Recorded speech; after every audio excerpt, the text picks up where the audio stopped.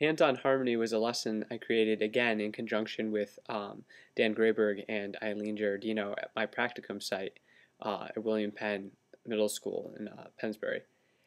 Um, Hands-on harmony was a unit lesson that we planned for over 3 days, but can certainly be expanded. I was extremely excited to start teaching this lesson with the 8th graders at William Penn, not only because they're a great class that is very easy to work with and therefore easy to try new lessons with, but also because I felt that this was one of my best lessons to date, especially considering I worked in conjunction with two other teachers, and that you may not often see eye to eye with other teachers, as one may know. Um, but I felt that this lesson played to all three of our strengths and was taught very well, not only as a team but also in our individual segments. Um, the lesson is intended to introduce harmony to students unfamiliar with it in a way that proves its importance but also shows its connection to melody and rhythm. Um, so the beginning portion of this lesson starts out in three separate stations. Eileen was heading a station that was devoted to defining harmony and also defining the choral structure and chord progressions such as 1-4-5. She created this great activity with cellophane, colored cellophane that showed the relationship between different pitches within each chord, which was ingenious. Dan was heading up a station that addressed harmony's role in popular music, which not only recontextualized what Eileen was doing in a form that was recognizable and representable of representable of our students, but also he was playing guitar, which allowed the students to see us as performers, as well as to perform with him at some points. My station was the Origins of Harmony, and I had created this portion of the introduction to the lesson, to answer the culminating questions of why is this important, and um, to what extent do I need to know this? Why do I need to know this? Um, I know as a student, particularly in middle school and high school, the one subject that plagued me was mathematics, and a good portion of the reason why I had such a problem with it was because no teacher could ever answer my question of why, or how this wasn't just something that we came up with to explain something we didn't really fully comprehend.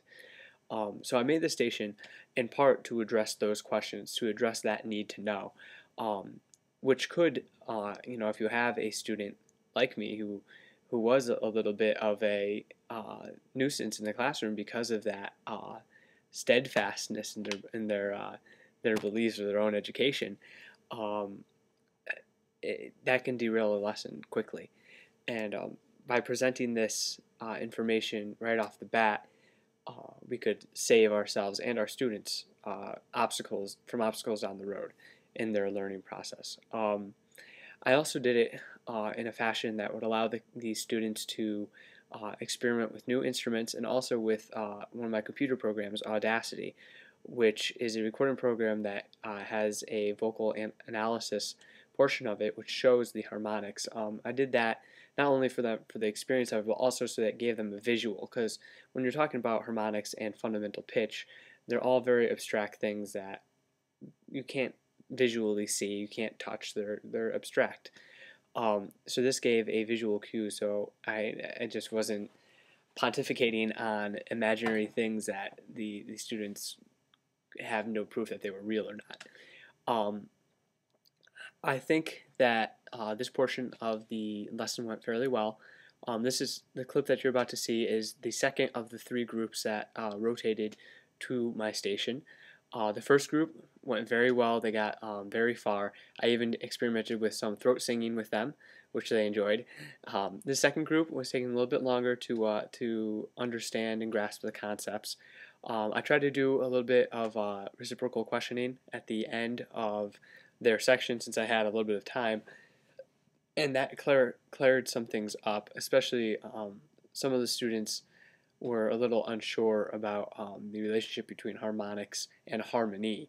And also, I think I could have done a little bit better job with processing my questions. The first question I asked in that section of the lesson was a little bit too general, I think, and the students didn't really know what I was expecting to hear from them, so that caused them to not speak or mumble kind of underneath under their breath. However, after I clarified the question, they were giving me answers left and right. So overall, I think this part of the lesson went well. After this, they were given a homework assignment where they were to revisit their Mixcraft projects from the previous Unchained Melody lesson, which you'll find on the page before this, and to listen to their beat projects and decide whether or not their project had harmony in it already, which the majority of them did, whether it was in the keyboard parts because they had overlapping pitches, or within the loops that the rhythm created with a bass guitar or a keyboard part underlying the percussion. Several of the students completed the assignment on their Ning accounts, and we use that as an assessment tool to see if the students were really understanding and differentiating harmony from melody, which they were, which was a step in the right direction. So here is my example of me working with the second small group, and enjoy. In this station, we're going to figure out if harmony is man-made or a natural thing. Now, like I was explaining to the other group, I know music notation theory, some of us aren't as strong as others, so I'll try to explain this in an easier way. And that's why I brought my computer out. Fifth altitude, nothing special, right? Musical instrument or not a musical instrument? Make music. Depends on how you use it. So if I take this, add a lip trill, which is into this, I'll create a pitch. Doesn't really, kind of sounds more like flatulence than a pitch, but it's a pitch. And actually, I cut this tube the other day to make sure that it was the pitch F. Everyone knows where F is located on the staff, right? Music kind of sound boring. Well, the crazy thing is, yes, it's F. There's also other notes in here. It's like a magical mystery box. It's a magical mystery tube of pitch. It's an F, but there's something called the natural harmonic series, and you may want to write that down in the margins of your paper. The natural harmonic series is a natural phenomenon, like a tsunami, a little less damaging, in which, even though there's one pitch sounding, there's other pitches which we call harmonics. If any of you play Guitar Hero, that's the name of the company that makes the controllers, Harmonix. Same spelling, except with the CS7X. So the other pitches, besides the pitch that you hear, are called harmonics. There we go, yeah. It changes the way so Harmonics.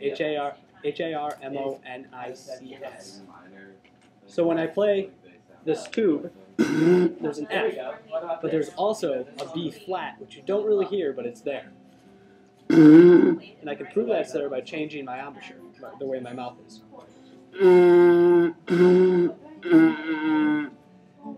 It's a little inaudible because of the instrument we're playing on, but can you tell the difference? F, B flat. So, is this just because I'm using a tube, or can we view it in other ways? Let's see. What we have here is called a spectrogram. And what a spectrogram does is shows us these invisible pitches that exist. So if I record myself singing, hey, oh. Do you think these chords are kind of random? Like, I just log these chords. Oops. Together? Put it in the spectrograph. Or does the chord Now, if you can't see, you can get closer, and I can bring the computer closer to you, and I can also zoom in. Yeah. Now, you see the difference in colors, right?